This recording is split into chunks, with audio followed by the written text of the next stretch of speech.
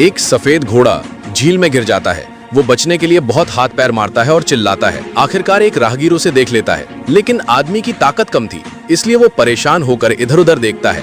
तभी उसकी नजर पीछे घूमने वाली पंचक्टी पर पड़ती है और उसे एक तरकीब सूझती है। वो रस्सी को पहिए से बांध देता है और अपने वजन से पहिए को घुमाता है और आखिरकार सफेद घोड़े को बचाने में कामयाब हो जाता है। अपने बचाने वाले को देखकर घोड़े की आंखों में आंसू आ जाते हैं, लेकिन जैसे ही आदमी रस्सी खोलता है, घोड़ा बिना पीछे देखे वहां से चला जाता है। एक तेज रोशनी चमकती है और सफेद घोड़ा गायब हो जाता है। आदमी हैरान होकर वहीं खड़ा रह जाता है। अगले दिन जब आदमी उठता है तो उसके सामने दो बड़े काले घोड़े खड़े होते हैं। दरअसल वो सफेद घोड़ा एहसान फरामोश नहीं था। उसने खास तौर पर अपने बेटे एक छोटे कुबड़ वाले घोड़े को आदमी की मदद के लिए भेजा था। ये छोटा घोड़ा दिखने में अजीब था, पर इंसानों की तरह बोल सकता था और उसमें कई जादुई ताकतें थीं। लेकिन आदमी खुश नहीं था, क्योंकि रात भर की उछल कूद ने खेत को बर्बाद कर दिया था, जिससे मालिक का बहुत नुकसान हुआ। अपनी माँ की गलती सुधारने के लिए छोटा घोड़ा आदमी के पैरों के बीच आ गया। जब आदमी अच्छे से बैठ गया तो घोड़ा पलक झपकते ही सैकड़ों मील दूर पहुंच गया। फिर छोटे घोड़े ने लंबी सांस ली और खेत में खड़े उन दो काले घोड़ों को भी वहां बुला लिया। बेहतर जिंदगी के लिए आदमी ने सोचा कि इन काले घोड़ों को शहर में बेचकर पैसे कमाएं, लेकिन तभी महल के राजा की नजर उन पर पड़ गई। ऐसे शानदार घोड़े सिर्फ राजा जैसे रुतबे वाले लोगों के पास होने चाहिए, ये सोचकर राजा ने बिना कुछ कहे अपने मंत्रियों के साथ मिलकर घोड़े छीन लिए और अकड़ते हुए महल चला गया। आदमी बेबस था, पर छोटे घोड़े ने एक जोर की आवाज लगाई और वो दोनों काले घोड़े वापस भाग आए। राजा गुस्से में पीछे आया, लेकिन गलती से आटे के ढेर में गिर गया और पूरा गंदा हो गया। प्रजा के सामने राजा कुछ बोल नहीं पाया, तो अपनी शान दिखाने के लिए उसने हुक्म दिया कि अगर यह आदमी इतना ही काबिल है तो रेगिस्तान जाकर उस खतरनाक फायर बर्ड यानी आग वाले पंछी को पकड़ कर लाए। मजबूरन आदमी को जाना पड़ा। एक आम आदमी फायर बर्ड का मुकाबला कैसे करता? खुशकिस्मती से समझदार छोटे घोड़े को पता था कि फायर बर्ड को पाइन कोन्स यानी चीड़ के फल पसंद है। जल्द ही रेगिस्तान में लाल रोशनी दिखाई दी और आग से लदा हुआ पंछी जमीन से निकला।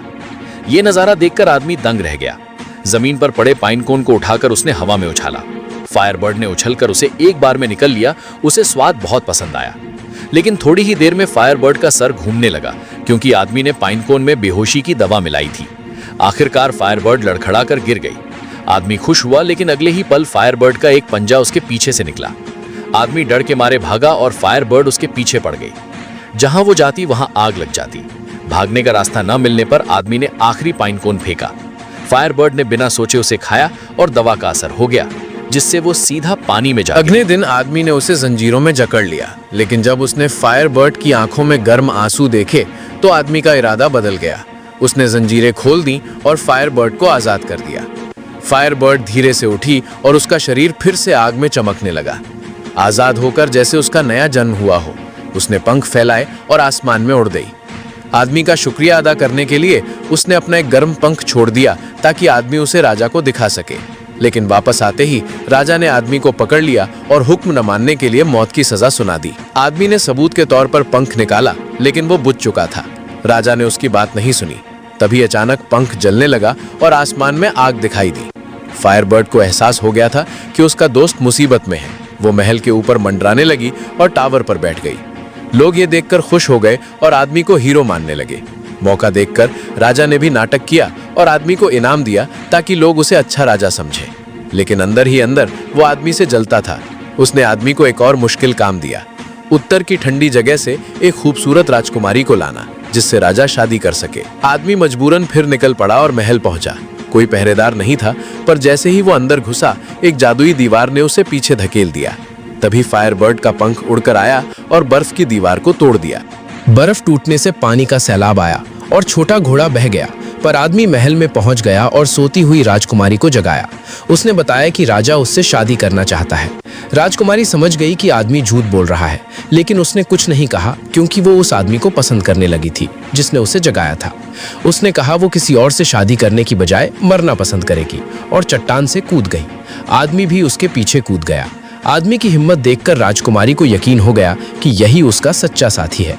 उसने अपने स्कर्ट को पैराशूट बना लिया, लेकिन गलती से आदमी ने उसमें छेद कर दिया। दोनों तेजी से गिरने लगे। तभी पंख वाला छोटा घोड़ा उड़ता हुआ आया और उन्हें बचा लिया। राजकुमारी की खूबसूरती देखकर आदमी खो गया था। अगर घोड़ा आवाज ना करता तो वो उसे किस ही करने वाला था। वो वापस महल पहुंचे। राजा खुश हुआ, पर जब देखा कि लोग आदमी को ज्यादा पसंद कर रहे हैं तो वो जल भुन गया। इस बार उसने एक नामुमकिन काम दिया, एक विशाल व्हेल मछली को ढूंढना जो जंजीरों में कैद है। ये व्हेल मछली पिछले 1000 साल से सजा काट रही थी, क्योंकि उसने गलती से जहाजों को निगल लिया था। वो इतनी बड़ी थी कि एक टापू लग रही थी। उसकी आंखों में दर्द भरे आंसू थे। वो उसे मारने गया था, पर उसकी हालत देखकर रुक गया। वो छोटे घोड़े पर बैठकर व्हेल की नाक के अंदर चला गया, जहां अंदर एक ब्रह्मांड जैसा नजारा था। घोड़े ने अपने पंखों से वहां गुदगुदी की। गुदगुदी से व्हेल ने अपना शरीर उठाया, जिससे सारी जंजीरें टूट गईं और पुराने निगले हुए जहाज भी बाहर आ गए। व्हेल आजाद हो गई। शुक्रिया अदा करने के लिए उसने केकड़े के हाथ एक अंगूठी भेजी जो ओशन स्टार थी। लोग फिर आदमी की वाहवाही करने लगे, पर आदमी उदास था क्योंकि उसे राजकुमारी की याद आ रही थी। राजा ने राजकुमारी को कैद कर रखा था। आदमी ने फैसला किया कि वो राजकुमारी को बचाएगा। रात को वो चुपके से गया और फूल दिए। राजकुमारी खुश हुई, पर राजा के मंत्री ने उन्हें देख लिया और आदमी को पकड़ लिया गया। अगले दिन 3 बड़ी कढ़ाइयां लगाई गई, एक में खौलता पानी, दूसरे में जमाने वाला ठंडा पानी और तीसरे में खौलता हुआ तेल। राजा ने कहा, अगर वो इनमें से बच निकला तो वो सच में हीरो है। मौत सामने देखकर आदमी ने सबके सामने राजकुमारी से प्यार का इजहार किया। राजकुमारी रोने लगी। राजा ने गुस्से में आदमी को धक्का दे दिया। राजकुमारी ने जल्दी से ओशन स्टार अंगूठी कढ़ाई में फेंक दी। चमत्कार हुआ, आदमी खौलते पानी से सही सलामत निकला और ठंडे पानी में गिरा। तभी फायर बर्ड ने अपना पंख उस पानी में डाल दिया, जिससे आदमी वहां से भी उड़कर तीसरी कढ़ाई में जा गिरा। तीसरी कढ़ाई खौलते तेल की थी। सब डर गए। तभी आसमान से एक जीवन का फूल गिरा। दरअसल छोटा घोड़ा दुनिया के आखिरी छोर तक भागा था इस फूल को लाने के लिए। फूल के गिरते ही आदमी तेल से सही सलामत और पहले से ज्यादा सुंदर होकर निकला। लोग जोर जोर से चिल्लाने लगे। राजा को अपनी गद्दी खतरे में लगी तो वो कपड़े उतारकर पहली कढ़ाई में कूद गया, लेकिन वापस नहीं आ सका। इसके बाद लोगों ने आदमी को अपना राजा बनाया।